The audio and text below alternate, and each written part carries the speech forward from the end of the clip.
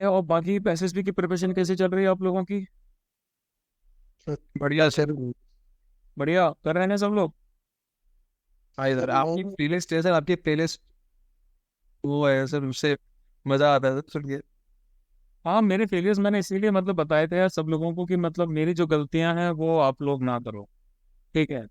सीधी सी चीज है, जो समझदार इंसान है वो वही है जो दूसरे की गलतियों से सीखता है, ना कि अपनी गलतियां कर करके मतलब अगर गलतियां करते रहोगे तो भाई कब रिकमेंडेशन मिलेगा और कब एकेडमी जाओगे? है ना? दूसरी एग्जैक्टली से सीखो, अगर मौका मिल रहा है तो दूसरी गलती से सीखो। देखो, चीज चीज आपको सब कोई बताता है, मैं आपको लिटरली बताता हूँ। आपको सक्सेस के फॉर्मूले सब बताते हैं, लेकिन बहुत ही कम लोग होते हैं जो आपको बताएंगे कि फेलियर के फॉर्मूले कौन कौन से हैं, किस तरीके से आपको फेलियर्स मिल सकती है। तो भाई आपको दोनों जानना जरूरी है। और ऊपर से जो आपको सक्सेस की स्टोरी सुनने को मिलती है ना, उसमें रेयरली ही आपको जो पीछे की पूरी जो संघर्ष है, जो स्ट्रगल है, वो आपको एक्चुअल तरीके से डिपिक्ट करके दिखाया जाता है। जनरली क्या होता है, मैं मतलब बताता हूँ आप लोगों को, जो मुझे लगता है, जो मेरा पॉइंट ऑफ व्यू है, कि मैक्सिमम मतलब जब इंटरव्यूज वगैरह में देखता हूँ तो उसमें जो स्ट्रगल होता है ना उसको एकदम ही बहुत बढ़ा के दिखाया जाता है। क्योंकि जब तक बैकग्राउंड में स्टोरी नहीं होगी तब तक it won't B worth watching, worth listening. जब तक वो बड़ी सी स्टोरी नहीं सुनाई जाएगी ना तब तक वो स्ट्रगल ज्यादा बड़ी नहीं दिखेगी। ठीक है। वो स्ट्रगल बहुत बड़ी दिखाई जाती है। तो आप लोग, और वो स्ट्रगल के सारे एलिमेंट्स आपको नहीं पता होते। हम किसी भी ईयर वन का, ईयर टू का, ईयर थ्री का हम क्या करते हैं, हम देखते हैं कि भाई इंटरव्यू देख लिया, और उसने इंटरव्यू में बताया कि भाई मैंने तो ऐसे किया, तो मैंने तो वैसे किया, तो हम डायरेक्टली उस चीज़ को अप्लाई करना स्टार्ट कर देते हैं। हम ये देखते भी नहीं कि भाई उस बंदे का बैकग्राउंड क्या है। हो सकता है कि उस बंदे ने 11th 12th में किसी भी नॉर्मल स्कूल से किया हो, उसने अटेंडेंस की रिक्वायरमेंट ज़्यादा ना रही हो, और उसने काफ़ी ज़्यादा फोकस इसी पे किया हो, तो इसलिए भाई उसका ईयर वन आ गया। या फिर हो सकता है कि उसने कॉलेज में प्राइवेट फॉर्म भरा हो और घर पे भी उसको ऐसा कोई इशू ना हो। अब मैक्सिमम लोगों के पास मिडिल क्लास से बिलोंग करते हैं, बहुत सारी रिस्पॉन्सिबिलिटीज भी रहती हैं, बहुत सारे काम धाम भी करने पड़ते हैं, डिस्टर्बेंस आपके बहुत होते हैं। घर पे गेस्ट आए, उनको अटेंड करना है, कोई मेडिकल रीजन है तो आपको जाना है, कुछ भी शॉपिंग करनी है, ये करना है, वो करना है, 10 तरीके की चीज़ें होती हैं, सब आपको ही करना होता है ना? तो उसमें हमारा एक फ्लो मेंटेन नहीं हो पाता। ऊपर से हमारे कॉलेज भी होते हैं, थोड़ा बहुत बाहर भी जाना पड़ता है, सब कुछ करना पड़ता है। ऐसा नहीं कि भाई आपका इतनी ज्यादा आपके पास प्रिविलेजेस नहीं है कि आप सब कुछ छोड़ के 24 घंटे एकदम आप लगे हुए हो, आपके पास टेबल पे खाना आ रहा है और आप कर रहे हो। कुछ कुछ के पास ऐसा होता है, लेकिन मैक्सिमम लोगों के पास मेरे ख्याल से नहीं होता। ठीक है। तो जब ये चीज़ नहीं होती है, ये सब चीज़ें हमें फेस करनी पड़ती हैं, और हम स्टोरी सुनते हैं किसी ऐसी की जिसको ऐसी चीज़ें फेस ना करनी पड़ी हो, और फिर हम उसको अपनी लाइफ में रिप्लिकेट करने की कोशिश करते हैं। तो जरा समझो इस चीज़ को, कि अगर हम उसको अपनी लाइफ में रिप्लिकेट करने की कोशिश करेंगे तो वो कैसे वर्क करेगा। कोई अगर ब्रिगेडियर का लड़का है, कोई ऑफिसर का लड़का है, उसने अपनी जिंदगी में स्टार्टिंग से उसने क्या किया है, उसने अपनी पर्सनैलिटी डेवलप उसकी हुई है। और जब वो थोड़ा से बड़ा हुआ, उसको स्केटिंग सिखा दी गई, वो बास्केटबॉल भी खेल रहा है, वॉलीबॉल भी खेल रहा है, हॉर्स राइडिंग भी कर रहा है, उसका कॉन्फिडेंस एकदम टॉप नॉच है। क्यों? क्योंकि उसके पिता को पता है, उसके पेरेंट्स को पता है कि what it takes to be an officer. एक ऑफिसर बनने के लिए क्या क्वालिटीज चाहिए होती हैं। तो जब ऐसे बंदे रिकमेंड होते हैं तो फिर कह दिया जाता है कि भाई जुगाड़ है। थोड़ी बहुत जुगाड़ भी चलती है, जहां तक मैं जानता हूँ, थोड़े बहुत ऐसे से जुगाड़ चलती होगी, लेकिन इतनी ज्यादा नहीं, है ना? तो फिर लोग बोलते हैं कि ऑफिसर का बेटा ऑफिसर बनता है। यार उसको माहौल मिला है, वो उसको माहौल मिला है, तो उसके पास वो लीडरशिप क्वालिटीज डेवलप हो चुकी हैं। ठीक है। आपके पास नहीं हुई, क्यों? क्योंकि आप एक किसी छोटे शहर में रहते हैं, ना वहाँ स्पोर्ट्स की फैसिलिटी है, और ना आपके पास इतनी अवेयरनेस है। पेरेंट्स वो बेचारे अपनी जॉब में इतने ज्यादा लगे हुए हैं कि दे आर अर्निंग, यार वो भी बहुत ज्यादा हो जाता है, उनके पास नहीं होता इतना टाइम, वो स्कूल भेज रहे हैं, वो ना घर में इतना इन्वॉल्वमेंट होता है कि बच्चों को बता सके। अगर डिफेंस की बात करूं मैं, तो फादर्स वगैरह जो है वो आपके मैक्सिमम टाइम अवेयर रहते हैं, बाहर रहते हैं, बॉर्डर पे रहते हैं, अलग अलग जगह रहते हैं। फैमिलीज में आपकी मदर होती है, वो उनको भी इतना नहीं पता होता। अब लेकिन सिनेरियो बदल रहा है, क्योंकि अब क्या हो रहा है, इंटरनेट है, बच्चों को सब इन्फॉर्मेशन वगैरह मिल रही है। पहले ऐसा नहीं था, पहले नहीं पता होता था। तो भाई जब ऐसे सिचुएशन आएगी तो आपकी पर्सनैलिटी उस हिसाब से ग्रूम नहीं हो पाएगी। आपने बहुत सारी डिसीजन मेकिंग की होगी, वो भी आपकी गलत रही होगी, है ना?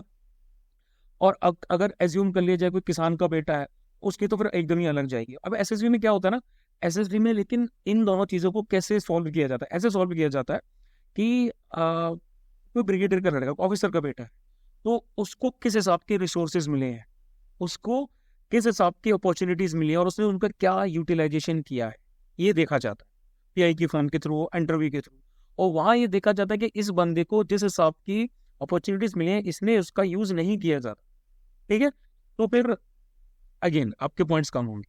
और वहीं अगर आप कोई छोटे शहर में रहते हैं, आपके जो फादर है वो फार्मर हैं, कोई छोटे बिजनेसमैन है, और वहाँ आपने क्या किया है कि भाई आपने जो अपॉर्चुनिटीज आपको मिली हैं, आपने बहुत अच्छा परफॉर्म किया है, आपने स्कॉलरशिप भी ले ली, आपने ये भी कर लिया, आपने वो भी कर लिया, तो वो देखा जाता है। आपके पीआईक्यू में पूछा जाता है ना कि भाई आपका परमानेंट रेसिडेंस कहाँ रहा है, आपका टेम्परेरी रेसिडेंस कहाँ रहा है, और करंट रेसिडेंस आपका कहाँ है, और वहाँ की पॉपुलेशन क्या है। उसके बेसिस पे वो लोग सब पता लगा लेते हैं कि भाई आपको किस तरह की फैसिलिटीज मिली होंगी, फादर की इनकम कितनी रही है, फैमिली की एजुकेशन लेवल क्या है। कुछ पूछने का इस सब का क्या रीजन है, इससे भाई आपकी 3D इमेज बनाई जाती है। उनको पता चल जाता है कि भाई अगर इसके मदर फादर अगर दोनों ने मास्टर्स कर रखा है तो हाई लेवल ऑफ अवेयरनेस उनके पास होगा या फिर होना चाहिए। वहीं अगर फादर मदर के 10th या 12th क्लास की लेवल की एजुकेशन है या फिर नो एजुकेशन बैकग्राउंड है, तो उस हिसाब का माहौल होगा। तो ये सब आपकी साइकोलॉजी को बहुत ज्यादा इम्पैक्ट करते हैं, ये छोटे छोटे पॉइंट हमें पता भी नहीं चलता, लेकिन इससे एक बहुत हमारी बड़ी इमेज बना ली जाती है। तो भाई लोएस्ट लेवल पे रह के आपने रिसोर्सेज का किस तरह से यूटिलाइजेशन किया है, किस तरीके से उनको आपने यूज किया है, ये सब देखा जाता है। ठीक है, तो अगर कोई ऑफिसर का लड़का है, उसके लिए अगर ये पॉइंट ऑफ बार रखा गया कि भाई आपको ये टच करना है, तो वही जो दूसरा बंदा होगा जो किसी छोटी शहर से आ रहा है, फार्मर का लड़का है, उसके लिए बार है वो कम सेट कर दिया जाए। ठीक है, लेकिन बार कम सेट करने का ये नहीं कि स्टैंडर्ड डाउन किया जा रहा है, स्टैंडर्ड डाउन नहीं किया जा रहा। अगर कोई ऑफिसर का लड़का तो उसे एक्सपेक्ट किया जाएगा, कोई इंग्लिश मीडियम से जो बंदा पढ़ा हुआ है थ्रू आउट, आप पूछा जाता है ना आपसे इंग्लिश मीडियम रहे हो, आप हॉस्टलर रहे हो, क्या रहे हो, तो भाई उससे एक्सपेक्ट किया जाएगा कि भाई आपकी कम्युनिकेशन स्किल्स सही होनी चाहिए। वहीं कोई हिंदी मीडियम का या फिर किसी और स्टेट बोर्ड मीडियम का आ रहा है, उसको इतना एक्सपोजर नहीं मिल रहा है, तो उसकी लैंग्वेज बैरियर में भी काम चल जाएगा। वो लोग समझ जाएंगे कि भाई इसको लैंग्वेज इतना ज्यादा इसका पॉलिश्ड नहीं है। ठीक है, तो ये फैक्टर्स यहाँ पे काम आते हैं, बहुत फैक्टर्स होते हैं भाई, मल्टीपल फैक्टर्स होते हैं अगर आप देखा जाए तो। ठीक है, ये मतलब मैंने धीरे धीरे एनालाइज किया चीज़ों को, काफी इधर उधर से देखा, तब मुझे समझ में आया। और तब मुझे ये चीज़ भी समझ में आई कि जो आपके 15 दिन वाले कोर्सेज रहते हैं, 2 वीक्स वाले कोर्सेज रहते हैं, इनमें बिहेड चाल वाला सिस्टम ज़्यादा रहता है। अब एनडी वाले बैच वाले बंदे भी हैं, सीडीएस वाले भी हैं, सब हैं उसमें। ग्रेजुएट लेवल के बंदे की थिंकिंग में एनडीए वाले के लेवल जो बंदा रहता है उसकी थिंकिंग में बहुत जमीन आसमान का अंतर है। आप जब कॉलेज से बाहर निकले होते हो या फिर निकल रहे होते हो, उस टाइम पढ़ाई कर रहे होते हो, जब स्कूल में होते 3-4 जो साल का डिफरेंस रहता है, वो कॉलेज लाइफ का डिफरेंस आपकी थिंकिंग को मैच्योर कर देता है। और 25-26 साल के बाद आपकी जो थिंकिंग है वो काफी कंक्रीट हो जाती है, वहाँ चेंजेस नहीं होते। ठीक है, तो यहाँ पे भी आपकी बहुत चीजें वेरी करती है, उन सबको आप एक ही ब्रैकेट में रख के आप एक ही चीज बता रहे हो, दैट इज नॉट एडवाइजेबल। उस पर भी अगर वहां पे एक बंदा ऐसा है जो काफी अमीर बैकग्राउंड से आ रहा है, एक जो बंदा है वो इतना सोशियो इकोनॉमिक उसका बैकग्राउंड अच्छा नहीं रहा है, दोनों को अलग अप्रोच की जरूरत पड़ेगी एसएसबी में। दोनों को एक ही अप्रोच से काम नहीं चल पाएगा कि आपने उनको एक ही अप्रोच बताती है। उसी तरीके से हर चीज में ये वेरी करता है। एक एथलीट है वो अलग तरीके रिस्पॉन्स देगा, एक जो बंदा थोड़ा सा स्कॉलरली एटीट्यूड वाला है, जो पढ़ाई लिखाई ज्यादा करता है, बुक्स पे पॉइंट पे इंटरेस्ट ज्यादा है, आर्टिस्टिक है थोड़ा, उसका अप्रोच चीजों को लेके अलग रहे। हर में चीज में अलग अलग होता है, सेम नहीं हो सकता। आप दोनों को एक रिस्पॉन्स देने के लिए नहीं बता सकते। ऐसे में फिर क्या होता है कि अगर किसी एथलेटिक बंदे ने या फिर किसी इस तरह के बंदे ने क्या किया कि टॉप कर लिया, वो एडवाइस देगा वो अपने हिसाब से देगा, वो भी गलत नहीं है, वो अपने हिसाब से एडवाइस देगा। लेकिन आप उसको गलत तरीके से एडवाइस को लोगे, आपको अपनी पर्सनैलिटी भी देखनी चाहिए ना कि आपकी पर्सनैलिटी को वो चीज़ सूट करेगी कि नहीं करेगी, वो चीज़ एक्ट करेगी कि नहीं करेगी। अगर आप उस चीज़ को उस चीज़ के तौर पे ले रहे हो तो आप गलत कर रहे हो।